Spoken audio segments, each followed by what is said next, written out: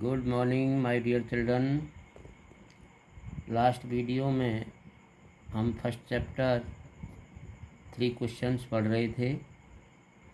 उसका first part पूरा हो गया था। आज हम सेकंड पार्ट पढ़ेंगे।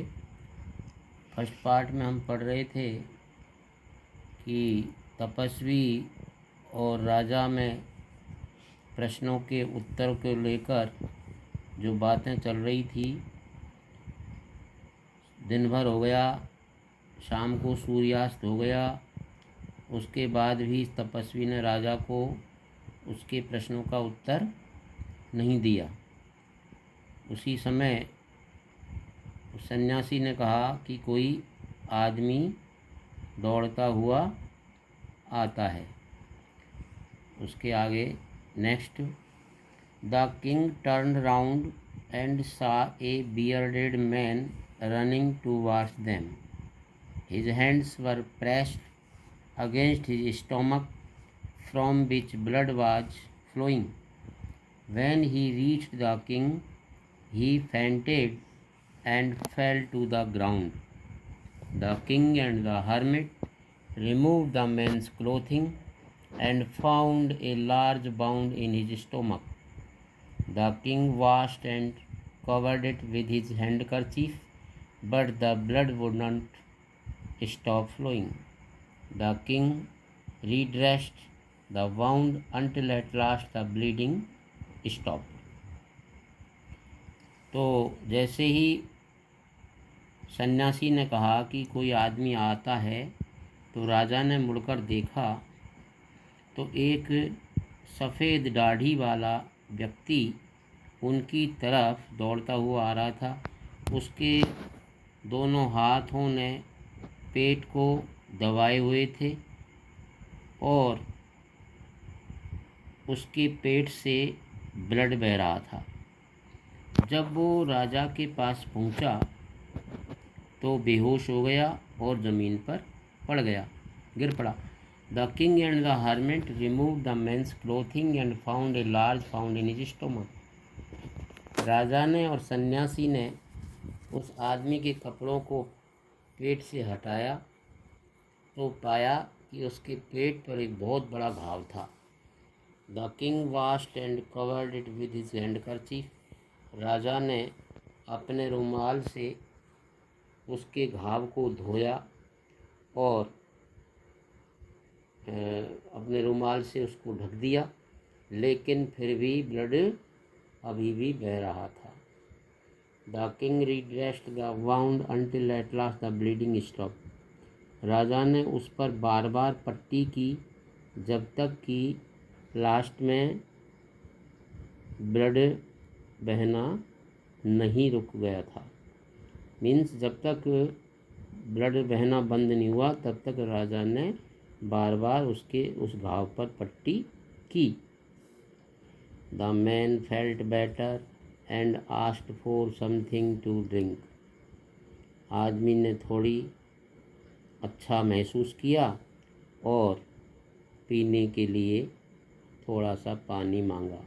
The king brought fresh water and gave it to him. राजा ताज़ा जल लाया और उसको पीने के लिए दिया। By this time the sun had set. तब तक सूर्यास्त हो चुका था। And the air was cool और हवा भी ठंडी हो गई थी। The king with the hermit's help carried the wounded man into the hut and laid him on the bed. राजा सन्यासी की मदद से उस घायल व्यक्ति को उसकी झोंपड़ी में अंदर जो आश्रम था उसमें ले गया और बिस्तर पर लेटा दिया। The king, tired by his walk and the work he had done, lay down on the floor and slept through the night. राजा भी पैदल चलने की वजह से और वर्क करने की वजह से थक चुका था, इसलिए वो फर्श पर ही लेट गया और वो भी पूरी रात भर वहीं सो गया।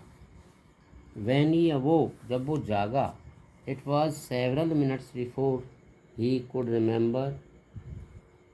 It was several minutes, कई मिनटों तक before he could remember where he was or who the strange bearded man lying on the bed was.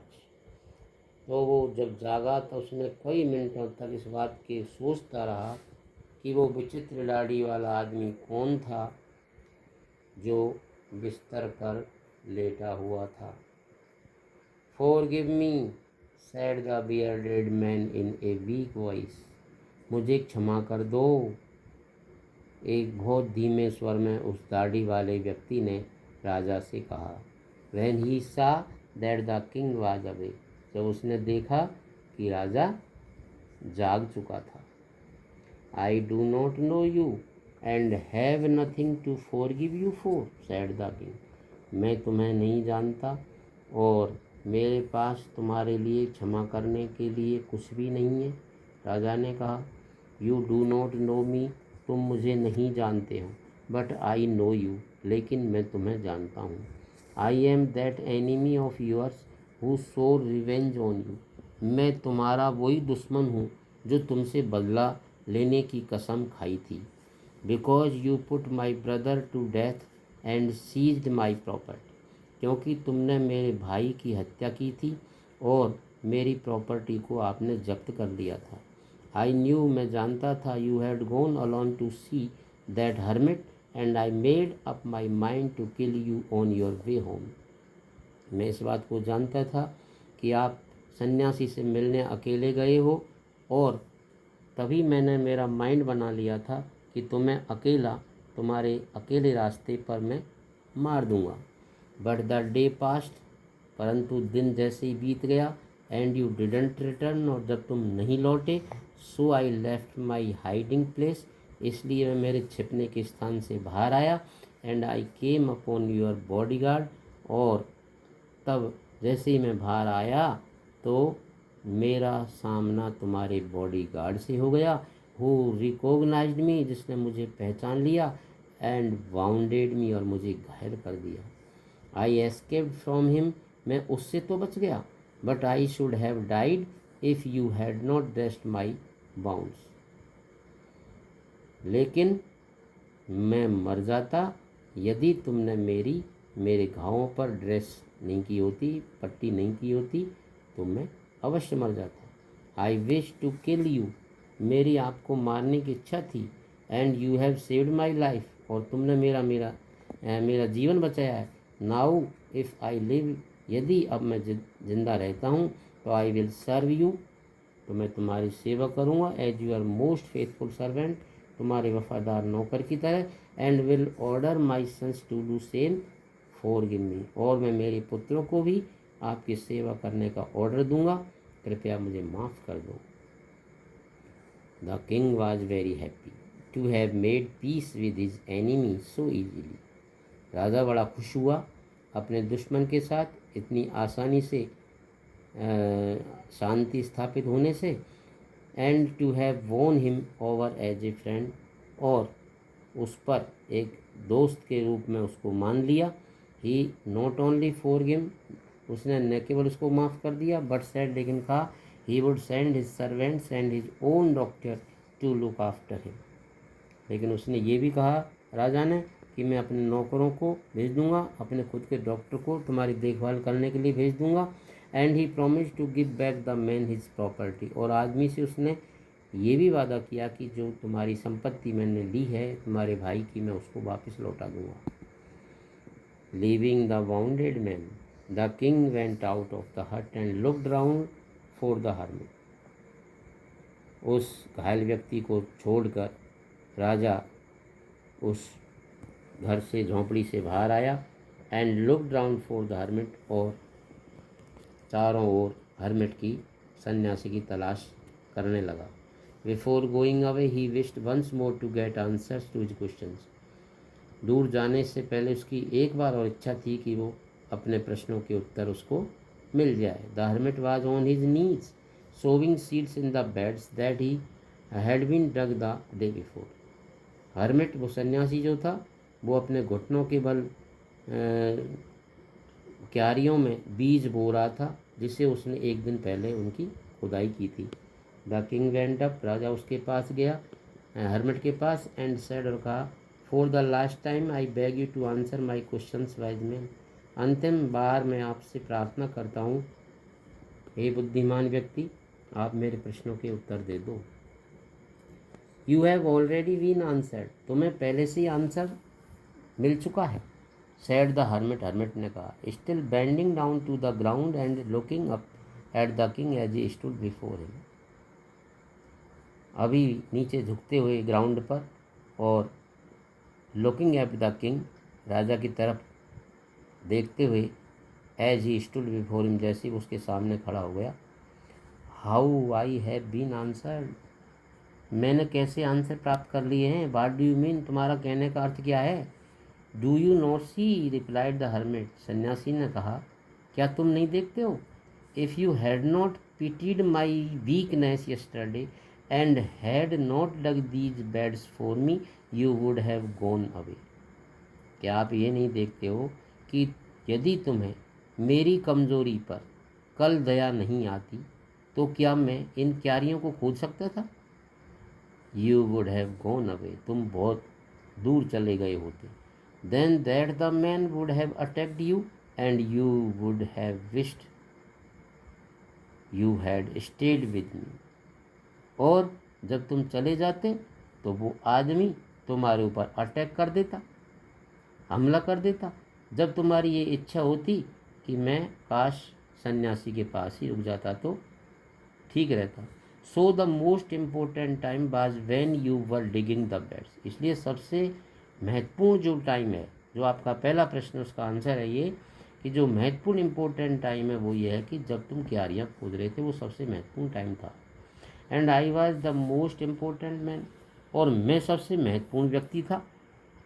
And to do me good was your most important business, और मेरे लिए तुम सबसे महत्वपूर्ण थे जो तुमने मेरे बिजनेस में मेरी हेल्प की।